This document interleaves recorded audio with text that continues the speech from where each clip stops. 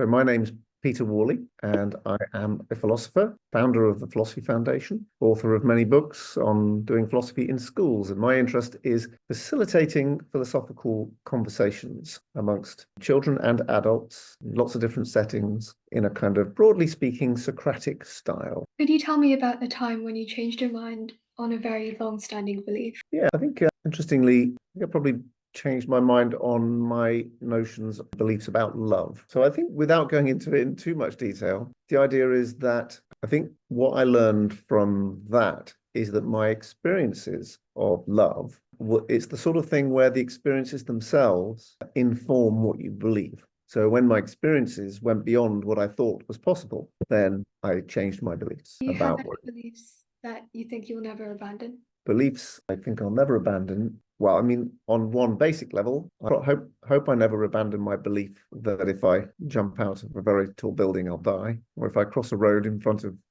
so sort of basic beliefs that seem to be important for staying alive, I would probably say they're the sorts of beliefs that I would never change. But is that what you mean, or do you mean something different? Well, I guess something more than that. So, Yeah. for its moral beliefs, Moral beliefs. No, there's nothing. Let's put it this way. I think it would be in the wrong spirit of beliefs and approaching beliefs to say that there's never a situation where you would change them. I think one has to always remain open to the possibility, apart from sort of basic beliefs that you covered, one needs to remain always open to the possibility that there may be good reason to change your beliefs. And I think when it comes to those moral beliefs in particular, I think that probably must always be the case. But of course, there's lots of different ways of thinking about moral beliefs as well. So, some people may say that they will never change their moral principles, even though they may change their particular view about a particular situation morally, if the circumstances change. But I think one has to remain open to some extent to the possibility that there's always good reasons to change your beliefs, or there may always be. May not turn out to be, but one has to be open to that. what does it mean to disagree well? Well, this is the one I've been thinking hardest about. As any good philosopher will say, depends what you mean by disagree, depends what you mean by well. So one has to bear in mind different sort of criteria of what we mean by well. But I've been thinking about it from different perspectives, and I think that disagreement has several elements to it. I've been jotting some of them down here, but a cognitive, propositional element, in other words, about beliefs and about statements that try to express those beliefs. Sometimes they're not always the same. Sometimes we fail to express clearly what our beliefs are or what we think they are. I think that disagreement must also include an element, an aspect of the person you're speaking to, what kind of person they are. Also, a distinction between the person and the idea, I think, is important. I can disagree with an idea, doesn't necessarily mean that I'm disagreeing with the person. And maybe it's possible to disagree with a person without disagreeing with the idea. I have to think about that a bit more. That requires maybe a bit more thought. I would also say that there's a rational element. I think disagreement should probably be rational. And I think there's a sense in which if we're dealing with disagreement genuinely, it probably always has to be rational. So sometimes we express things which aren't really disagreements as disagreement. So for instance, I like Marmite and you don't like Marmite.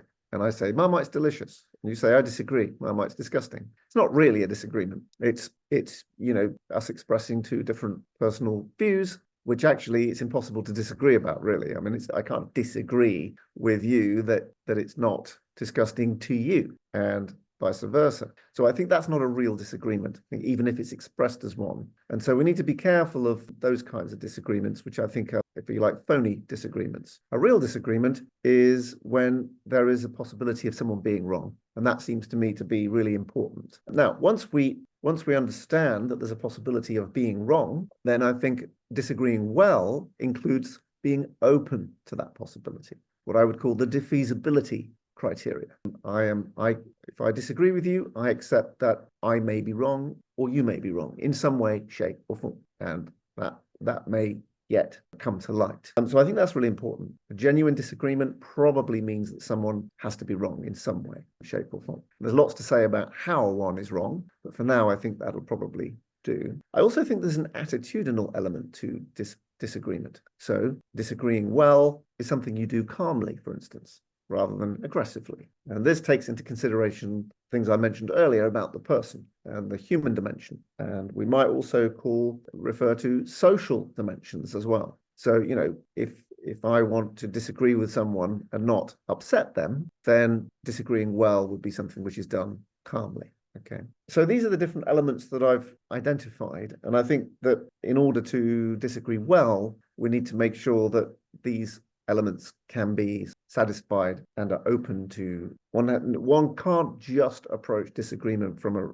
propositional point of view, for instance, or a cognitive point of view. It's not just about what I believe and what I express about it. There's a whole bunch of other things to consider. I think a nice way of putting it is also that disagreeing, to put it in terms of argument form, it's usually better to argue from premises to conclusions rather than from conclusions to premises. So in other words, if you're arguing from conclusions to premises, you're demonstrating cognitive bias. You've already decided what you think is the case, and you're trying to look for things and arguments and evidence that support what you already think. So I think that a lot of disagreements that go badly usually have at least one person engaged in the discussion who's arguing or thinking in that way. And then it becomes actually almost impossible to resolve disagreements. So I think this brings us to another important element of disagreeing well, and that is resolving it and recognizing when there's a resolution, when there's a possible resolution, and recognizing when there isn't, and knowing when to quit. Right?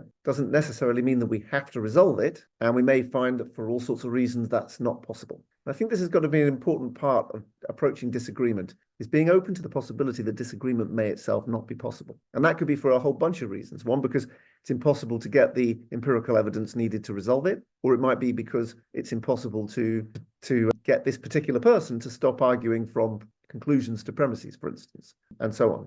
So at some point we may just say, look, let's agree to differ. But I think agreeing to differ, can be justified if, for instance, you have a relationship that's more important than the thing you're arguing about. Yeah. And if the relationship's more important, then maybe it's good to just agree to differ. But agreeing to differ is itself a kind of ignoring the disagreement in the end. So I don't think it's disagreeing well in the cognitive sense, but it may be considered to be disagreeing well in a social sense or a interpersonal sense. So I think once we understand the different ways in which we can talk about disagreeing and disagreeing well, then we can answer the question very differently. And that would be my typical philosophical or philosopher's response. Do you have any ideas as to what schools or universities could do to promote good disagreement? Well, they can, in some way, shape, or form, teach these sorts of distinctions. I think that is important. We see, all sorts of examples of bad disagreement in public life, public discourse. And a bad disagreement, for instance, is I disagree with you because of the kind of person you are, and I hate that kind of person, therefore I hate you. And we see a lot of that kind of stuff going on, or responding to disagreement by trying to silence someone, cancel someone. These sorts of things don't seem to me to be terribly helpful. And actually, a lot of the time, these distinctions are missing. And that's why people resort to those kinds of tactics. They're not clearly separating the person from the idea, for instance, in that particular case. So I think that's an important thing to do. And there are ways to teach those distinctions so that you're not having to sort of lecture someone in a way that I just have, right? So there are ways to teach those distinctions. But I think ultimately what we're looking for in disagreement, if I were to think of one word that captures what's important in disagreement discourse, I would say it's nuance. Nuance is usually the thing that's missing when things collapse. Nuance is very important. So for instance, nuance is the way in which I'm able to say yes and no. Yes in this way, no in that. Nuance is the way in which I'm able to say, well, you're right in a sense, but wrong in a sense. And I might be right in a sense, and you might be right in another sense. So again, the thing I was doing today of breaking up disagreement into different elements so that I answer the question differently according to which criteria and definition of disagreement I'm appealing to, same thing. When we're disagreeing itself, we want to make sure that we've got enough nuanced understandings of the concepts involved to be able to qualify and caveat in our disagreements so that someone can understand that I'm disagreeing with this element of what you say, but not that. And again, these things very often overlooked. And when someone says they disagree, because they haven't explicitly stated those kinds of nuances, the other person thinks that they disagree with them as a person or with everything they're saying, when in fact they're probably just disagreeing with one element, something that maybe they would agree on once it was actually pointed out, and so on and so forth. So nuance is the thing which we need more of, and is usually at the heart of problems when we disagree badly. But I would also say there's a nice series of distinctions which I got given to me shortly before this, which I think is really nice. Have you come across the website of a guy, I can't remember, I don't know his name, but it's a website called Wait But Why, I think. You not come across this? Let me see if I can find it. Well, anyway, the distinction which I'd like to share with you today, which I think is the sort of thing that could be taught in schools to help with this kind of stuff, comes from that website, and it's between the scientist, the fan, the advocate, and the zealot. So in discourse, the scientist is somebody who's interested in the facts and the evidence and is only interested in literally what we draw from evidence and premises. So arguing from premises to conclusions in this sort of archetypal sense. No particular investment, disinterested, only interested in what seems to follow from the evidence and the facts. The fan is somebody who is emotionally invested. And, like any fan is, has a particular kind of skin in the game, wants this particular position to win out because they're a fan in some sense. So they've already got a sense of what they would like to be, the conclusion. The advocate is more like a barrister. So they are there to advocate for a particular position. They're not there necessarily to see both sides of the argument, but they're there to do so reasonably. And in the end, if the evidence points in the opposite direction, they will accept that, right? If the evidence and everything. However, they can still advocate for a particular position at any one time. And that actually is that's kind of how the legal process works, right? His job is to advocate for a position. Someone else's job is to advocate for the opposite position. And the idea is that if they're doing their job well, then there's a process, due process as it's known, that gets us to a good conclusion. So that's the other one. And finally, you've got the zealot, the fanatic, the person who is probably not open to change, not open to changing their beliefs, pretty fixed in it. And there's not a lot that evidence or argument will do to change the position. So this is the sort of opposite end where you're really arguing from conclusions and just looking for whatever it is premise-wise that you can fit in there to do that. So I think that's a nice set of distinctions that you get from that website, which I think is the sort of thing that could be taught in schools really helpfully to get people to understand maybe a little bit more what they're dealing with. Because as I said earlier, sometimes you need to know when to quit with a disagreement. Sometimes you need to know when to stop. And one of the important things, as I was saying, is to know what kind of person you're dealing with regard to how they approach disagreement. And in some cases, you just need to accept that you've got a zealot on your hands, for instance, and therefore it's probably not going to particularly work out. And if you're a zealot too, then disagreement becomes almost impossible other than to just beg to agree to differ. Whereas if you're dealing with someone who's more of a scientist or barrister, then you know that the premises will have some kind of influencing factor on what they eventually conclude in different kinds of ways. And the fan could also be open to change. I don't think the fan is necessarily fixed as the zealot, but it's going to be harder. So you need to think a little bit more about how you're approaching that person, maybe have some eye on the attitudinal dimension of how you disagree. Think hard about how you speak to them. If you speak to them in such a way which upsets them. So for instance, a fan, you immediately think I immediately think, because I have a teenage daughter, of fans of boy bands or K-pop bands or something like that. And if you're arguing with them about that and you take the wrong tone or speak patronizingly or speak, in a way which is derogatory or disparaging, the fan is going to respond badly to that. But there are ways that you can reach them. And there are, you can show documentaries, for instance, of how the K-pop industry treats its young stars. And they might go, oh, actually, that's interesting. So, that would be a good example of how you can approach the fan, present information which can maybe get them to slightly reflect and reevaluate their thinking. But actually, I've got a thing I've written about, which is probably worth mentioning, and that's the 4 R's. And the 4 R's are supposed to sort of show a simple process of a way in which we think when we're doing philosophy. But I think at the same time, the 4 R's can also help with understanding disagreement and how to approach it. So it's first R is responsive. You respond to something, you bump into something in some way and respond to it. And in a disagreement, of course, the responsive element is what it is you're disagreeing about. Whatever that is, makes you respond. Somebody says something and you go, hang on, I disagree with that.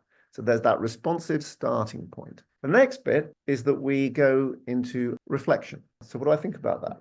Okay, so I do disagree with this, but hang on, why? And what is it they're exactly saying, and so on and so forth. One reflects on it in general, and maybe you do that with the other person if it's a disagreement. You're reflecting together. Okay, so what are you saying? Oh, well, this is what I'm thinking, and then you move to reasoning. Okay, so let's think this through. Does it really follow that what you've said follows from what you've assumed and so on? And same for me. And you think about it from a reasoning point of view and go through a more systematic process. And then finally, reevaluation, where you go back to what you originally thought and think again. Actually, this is where I start to do things like change my beliefs or change my views about things based on the evidence and facts and what we've discussed and so on. And I think of reasoning as having two dimensions, vertical and horizontal. So vertical reasoning is the way our beliefs and our ideas stack up on top of each other. So at any one moment, I may ask you, do you think your phone is clever? And you would say something, right?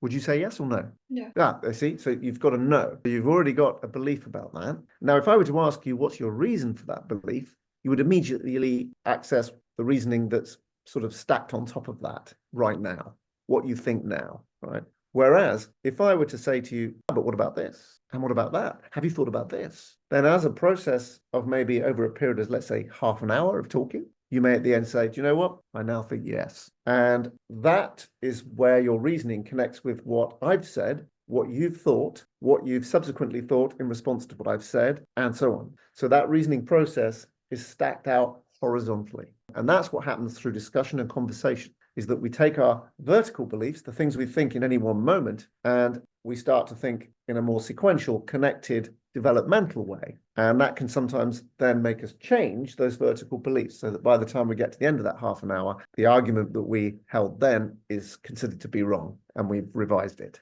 or rejected it. So that's one way of thinking of beliefs and how that relates to disagreement through time as we dialogue with others and with ourselves as well. We can do the same thing with ourselves as we do with others. So yeah, in answer to your question about where do we sometimes respect the other to the point where we don't say what we think is true? Well, I think first of all, that's just how human beings are. There's lots of things where we don't always say what is true for whatever reason. It may be not to upset someone. It may be, to impress someone. There's all sorts of things that we would do. So that happens a lot. But I think there's one thing I've experienced in my life, and this is one of those things, and maybe this is where, in answer to your first question, where did I change my beliefs? I think for a long time, when I was younger, I used to think that saying the truth was the most important thing, getting to the truth of the matter. So in an argument with someone, I could be quite aggressive,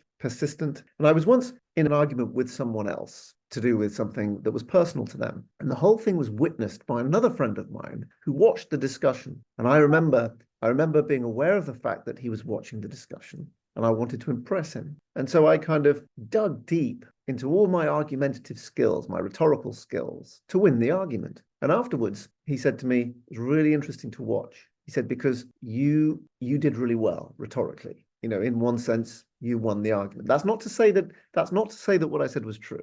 I think what he's saying is that I won rhetorically. I had, and it may or may not be the case that what I was saying was true. I don't think that was what he was saying, but there was a sense in which, I performed well.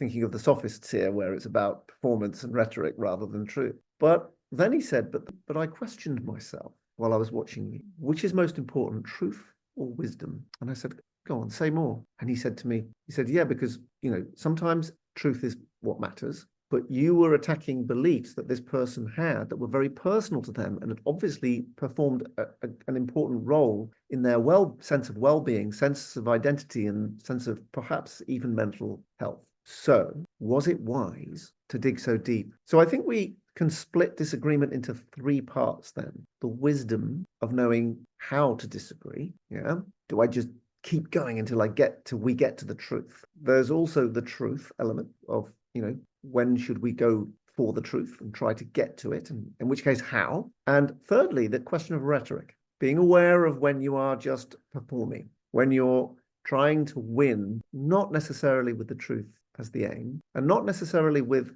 care as the aim, but with, a need to perform well, a need to, because there's a difference between winning an argument and feeling like you've won one, right? And actually, in many cases, when we have an argument, it's the feeling which is more important to us than actually winning, or feeling like we've lost one, just as damaging, and that can leave you just as, even if you had a good point. In fact, the fact that you think you had a good point but still lost the argument. Oh, I didn't manage to articulate myself well enough. So there we are. And notice that's the how. Another important thing in each of those cases, we're thinking about how. How am I doing it? How can it be done? And how can it be done better? So the question is not whether we go for the truth, how we go for it. The question is not whether we think about the person and care for the person in some way, but how we do that. And disagreement well is very much to do with getting the hows of those different elements. It's a good one, though, isn't it? Wisdom and truth. I thought it was a great question. Which one? What are your thoughts on it? I mean, do you have an opinion? Yeah, I think about wisdom is that it always requires some kind of judgment. So actually, in the end, that means that there's probably not one easy principled way to say what one should choose, wisdom or truth. But I do think that in some cases, you're dealing with someone's mental health, then perhaps the question is, well, should I really disabuse this person of a belief that they have if it's serving them in some way with regard to their well-being? And I think that's a really important question to ask when we're disagreeing with someone. So I'm not sure if I have a straightforward view about it, other than that we attend to that question when we are engaging with someone in a disagreeing way. And as I've got older, I've become a little bit less forceful, aggressive, and persistent, although anyone who knows me watching this may smile when they hear that.